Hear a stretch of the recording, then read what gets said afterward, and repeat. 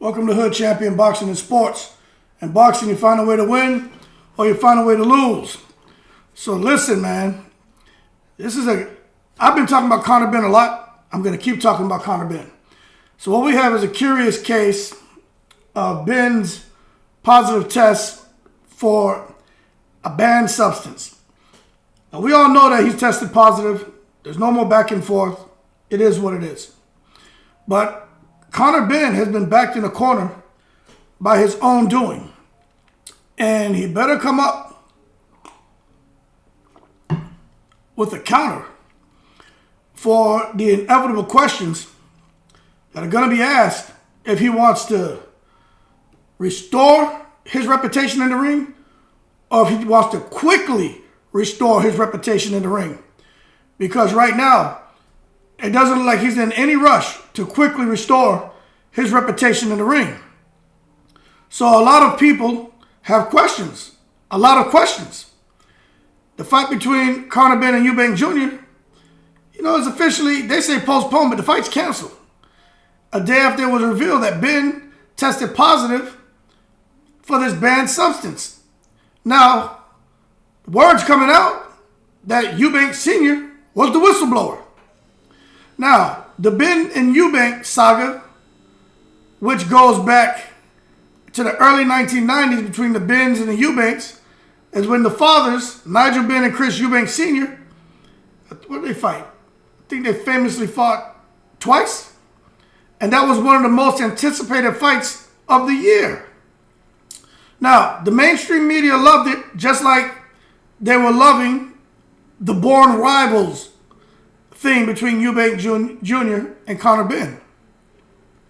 Tickets sold out in under an hour when their fathers fought. Tickets sold out rather quickly when this fight was announced. As far as the promoters back then and the promoters now, they were same thing, giddily predicting the fight to exceed 1 million pay-per-view buys. Same thing here. Now, would Conor Benn and Eubank Jr. have exceeded 1 million pay-per-view buys? In the UK, probably because of the price point and how the whole country was getting is kind of emotionally involved in the rivalry, right? And the rivalry's been kind of resuscitated here with Hearn and the other guy, Wassam, whatever the hell his name is. They kind of got together, breathed life back into it, and here we are. But now it's off, okay? It's out of here. And there are questions, right? So let's start with some of the questions. Some of this stuff has been answered, but the timing of the announcement is just impeccable, man. Eubank Sr., say what you want. Everybody thought he was off beam a month or so ago when he was saying, Eddie Hearn to cancel the fight, asking his son not to fight. People need to boycott the fight. It's because he knew about what was going on. But he wasn't allowed to talk.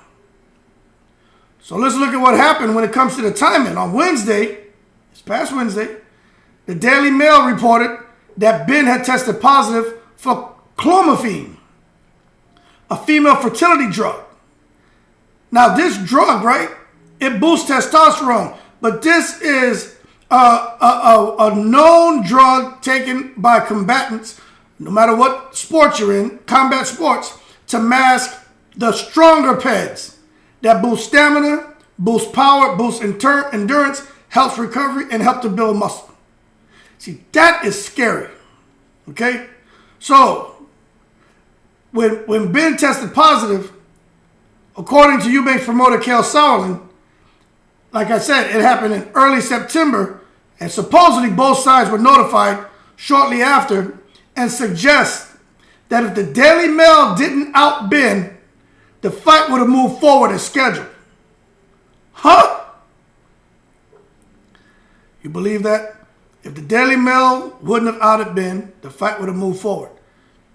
Now, we know Eubank Sr. outed his ass, but it's just scary to know that even Eubank Jr. promoter was like, whatever. Okay? But clomiphene is a performance enhancer, period. Right? There's nothing to negotiate. Like, there's nothing to talk about. What we should be talking about is why VADA and UCAD aren't on the same goddamn page. Okay? It is what it is. Full stop. It's on the World Anti-Doping Agency's list of banned substances. John Jones, UFC's former top fighter, has tested positive for it. Okay? Now we're peeling the layers back, people. Brock Lesnar, the ex-UFC heavyweight champion, was slapped with a 1-year suspension for taking the same shit. In women, clomiphene is a fertility treatment. It has no medical application for men, so it shouldn't be in your damn system. What it can do, according to the U.S. Anti-Doping Agency, is alter testosterone levels and mask other peds. Craziness. On Twitter, Victor Conti, the ex-Balco founder, said it increases testosterone by 50%. That explains knocking out Algieri. That explains knocking out Vargas. That explains this. We always knew he was strong, but this sudden emergence of, Herculean strength. And that would explain, because Algieri said, word on the street for a while is that Conor Benn was on steroids, on PEDs. That would explain goddamn Broner not fighting him, Thurman not fighting him, no one from PBC coming over to the UK to fight him. That would explain why they didn't want to take that $2-3 million from Eddie Hearn. Even the guys who could use it. Keith Thurman is not making $1 million a fight no more. All those guys turned it down because the word on the street was Conor Benn was on PEDs.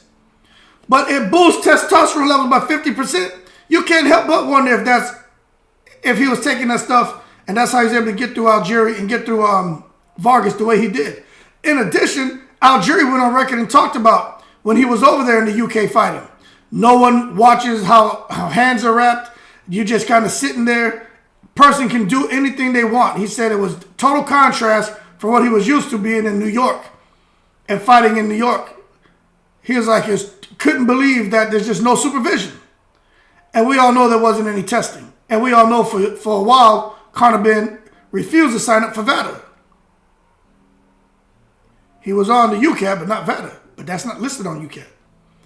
As soon as he signs up for VADA, because they dropped his ass from the rankings, boom, he got popped. It is what it is. So with these promoters attempting to brush up a positive test, that's nothing new. In 2012, Danny Garcia faced Eric Morales in New York after it was revealed that Morales popped for clenbuterol, the Mexican beef, right? Same thing with, what's his name? Canelo. And more recently, Oscar Valdez.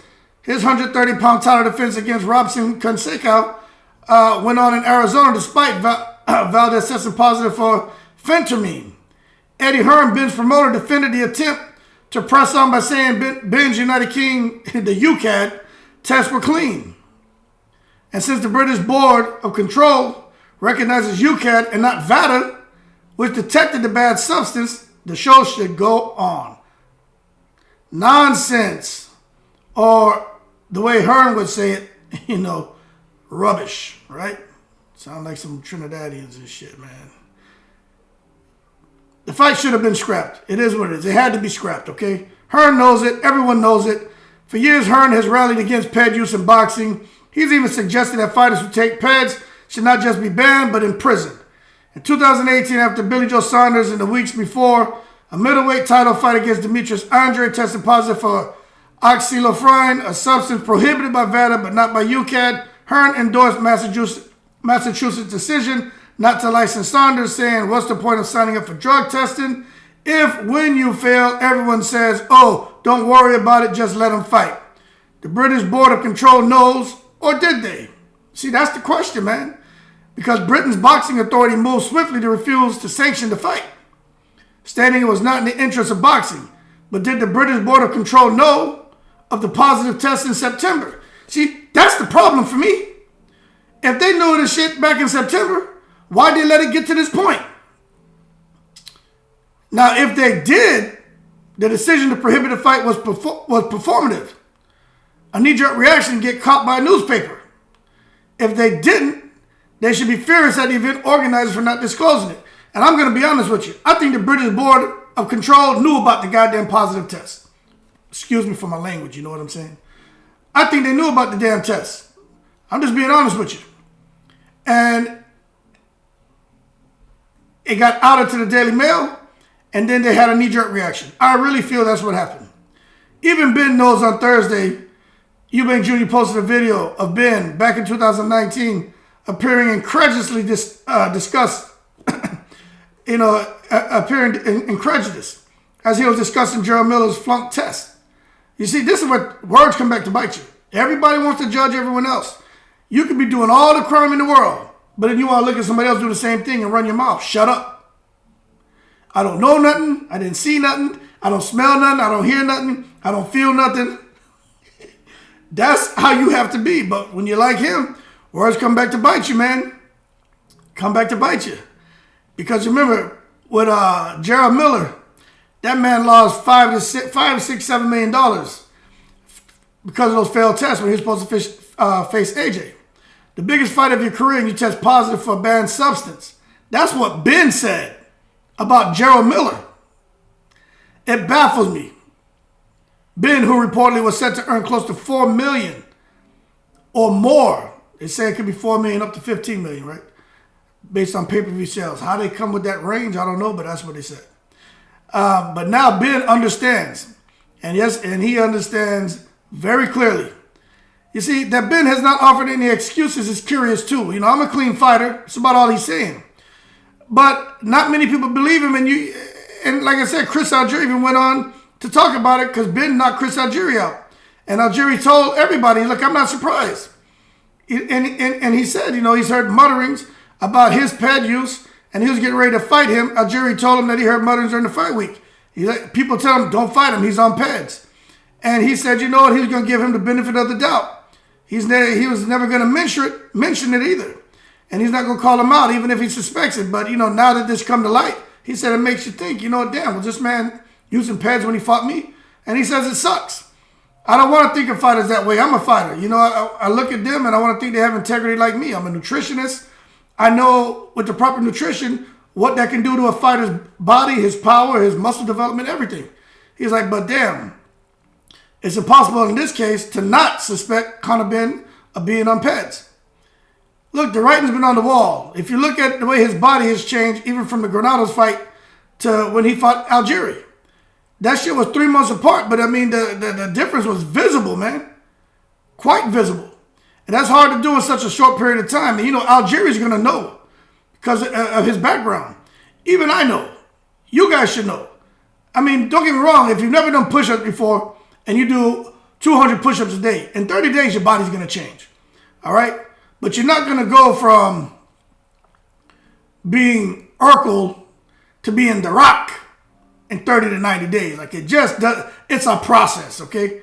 But if you get on that female fertility drugs and you start lactating and shit, maybe it's possible. But everybody's different. But, you know, everybody's just rethinking everything when it comes to Conor Benn, man. But he hasn't offered any explanation. I think that's killing him right now. There's been weeks for him to think of an explanation. For those saying, oh, it's only been a couple days. No, this shit's been almost over a month. You telling me that he couldn't have conjured up an explanation by now? Let me tell you, man. Is it because of the usual buffet of excuses? Tainted meat, laced herbal tea, faulty supplements. Won't work with the clomiphene, though. A medication that, according to Conte, that shit comes in pills. Crazy. So you got to take it by mouth. He needs to come up with something fast. Ben's reputation is in the tatters.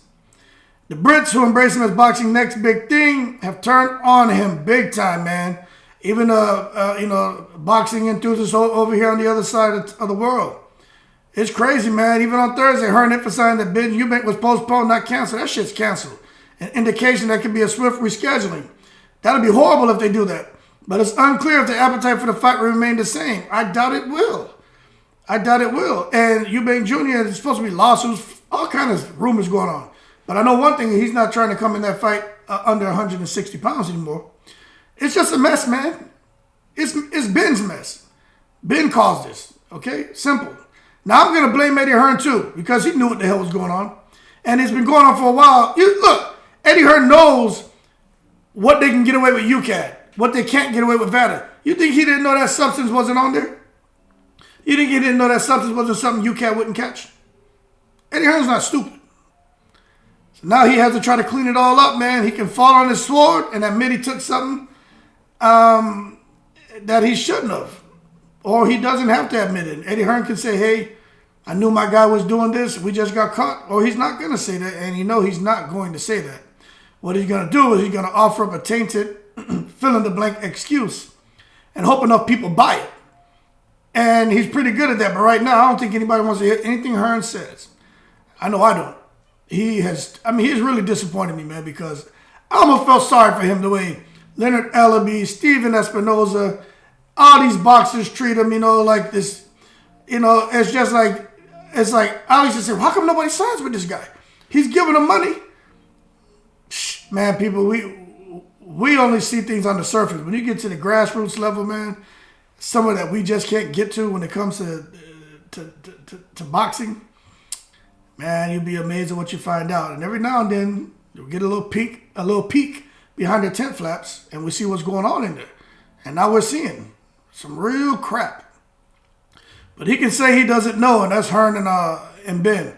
They can say they don't know, hope it goes away, but he's going to continue to face questions. I'm talking about Hearn and Benn. Tough questions, lots of questions, and they need to come up with better answers, because right now, I don't think they have the answers, Sway. You don't have the answers, Sway. It's more like you don't have the answers, Hearn. You don't have the answers, Ben. Don't get Kanye on them. Anyway, man, that's the real deal spiel Holyfield. All right, that's the I don't even know what the hell to say. But that being said, I hope y'all enjoyed that video, man. That's what's really going on, man. That is very unfortunate. A lot of fighters, man, are glad they didn't fight his ass. And you can say what you want about, man, what do they call Eubank Sr.? They call him something, man. I forgot what they call him. But anyway, that man wasn't playing. Y'all are not going to kill my son. And I don't care what you guys say.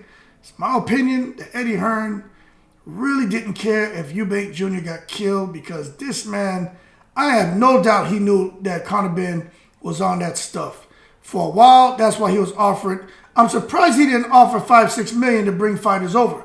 But I know he can't do that anymore. He can't do to, what's that guy AJ fought, man? The Prince Charles Martin. He can't pull a Charles Martin no more. He don't have the money.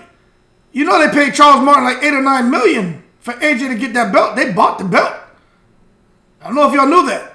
But he can't pull a Charles Martin and pull somebody over there so this guy Conor Benn can get him a real belt. He don't have the money anymore. I've been telling y'all that. He messed that shit up. And there's some more rumors. I got to do some research before I do a video on that. The Zone looking to put the boot to Eddie Hearn. They may be suing him too. Not good. But anyway, man, that's the real spiel Holyfield. Y'all keep cool. I always appreciate the support. Shout out to the veterans. Shout out to everybody from UK, United States, across all continents. Everyone eat a little curry goat this weekend. I know I am. Y'all be cool in the breeze.